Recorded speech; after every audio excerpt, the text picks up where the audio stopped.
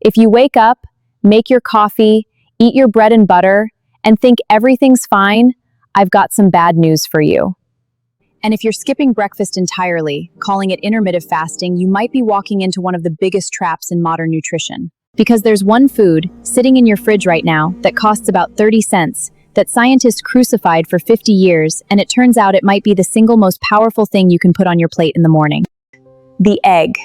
So in the next few minutes, I'm going to show you 3 things. 1, the exact timeline of what happens to your body when you eat 4 eggs a day, from the first morning all the way to 6 months. 2, how to cook them the right way, because most people are destroying the nutrients without knowing it. And 3, stick around to the end, because I'm going to bust the cholesterol myth once and for all. That one thing you were told your whole life, it was wrong. Days 1 to 3. The hunger switch turns off. Within the first few days, something changes most people don't expect. Your hunger drops. And not a little. Here's why. You've got a hunger hormone called ghrelin. Imagine it as a screaming mini beast in your belly that only calms down once it's fed. Eggs shut that ghrelin up more aggressively than almost any other breakfast. At the same time, they crank up 2 fullness hormones, PYY and GLP-1. And yes, GLP-1 is the exact same thing Ozempic tries to copy with a drug. You're getting it naturally for 30 cents. The result? People who eat eggs for breakfast naturally eat about 400 fewer calories the rest of the day, and the effect can last up to 36 hours. Monday's breakfast is still curbing your hunger on Tuesday. Now compare that to the white bread and sugary coffee crowd. Blood sugar spikes, insulin rushes in, and within an hour, crash. Your glucose plummets, and your hunger comes roaring back. That's why you're raiding the cookie jar at 10 a.m. There's even a name for it, the glycemic crash. Week 1 to 2. Your body starts burning fat. 2 eggs have about 1 gram of carbs. So instead of spiking your insulin like cereal or toast, insulin stays low. And insulin is the boss. It decides whether your body stores fat or burns it. Low insulin equals your body unlocks its fat stores for fuel.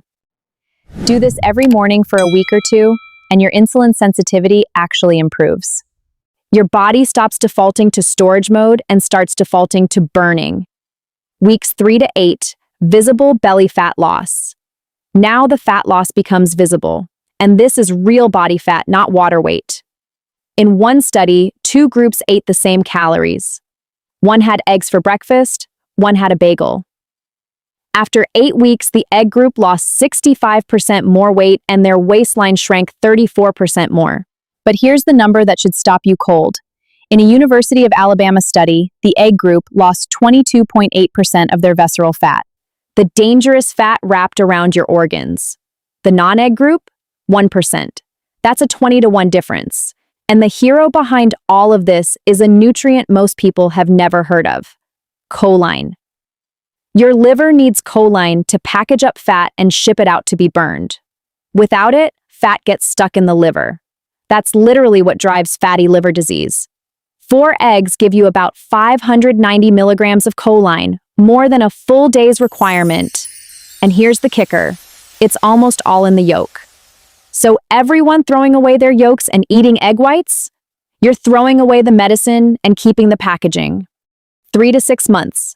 Muscle plus the testosterone bonus. By now, something rare is happening. You're losing fat and building muscle at the same time. That's called body recomposition, and it's the holy grail.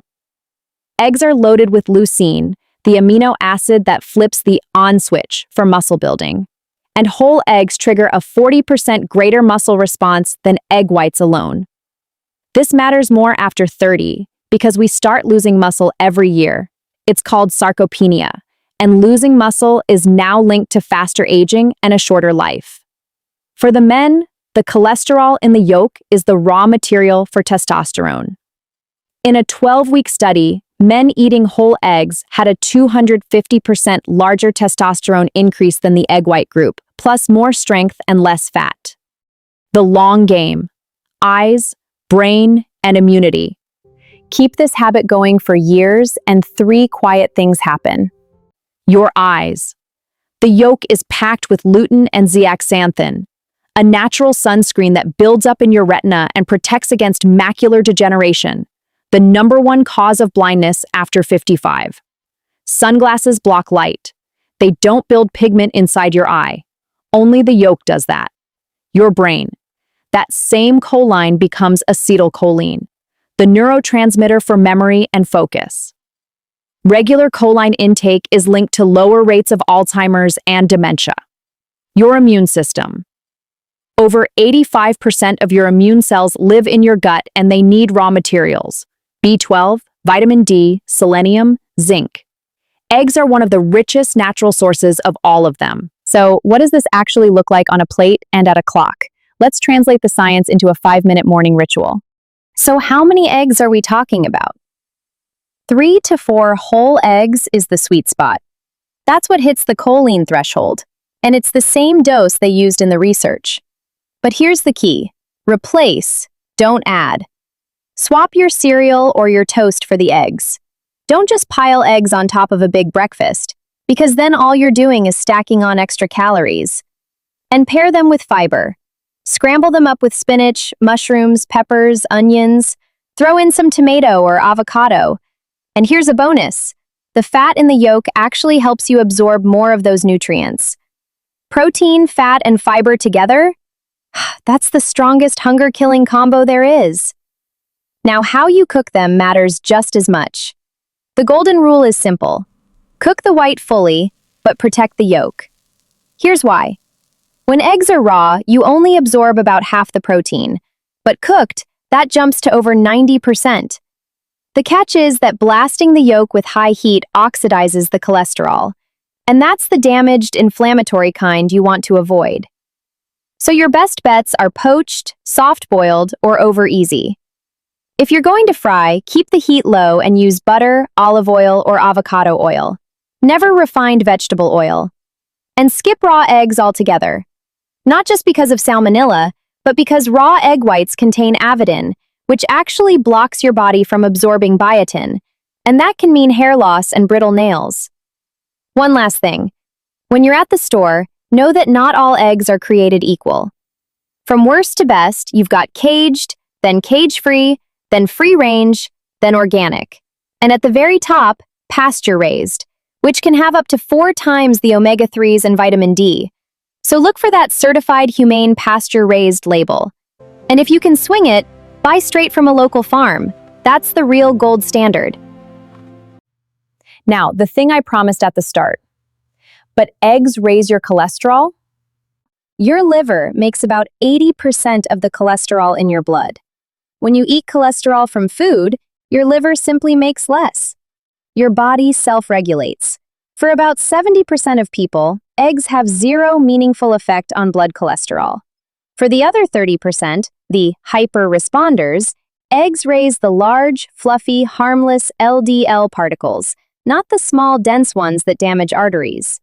A review of 17 studies and 250,000 people found no link between eggs and heart disease. A recent trial even showed LDL going down on a 2-egg-a-day diet. The real villain was never the eggs. It was the processed food, fried food, and cheap oils sitting next to them on the plate. That's why health organizations worldwide have removed the cap on dietary cholesterol. So here's the recap.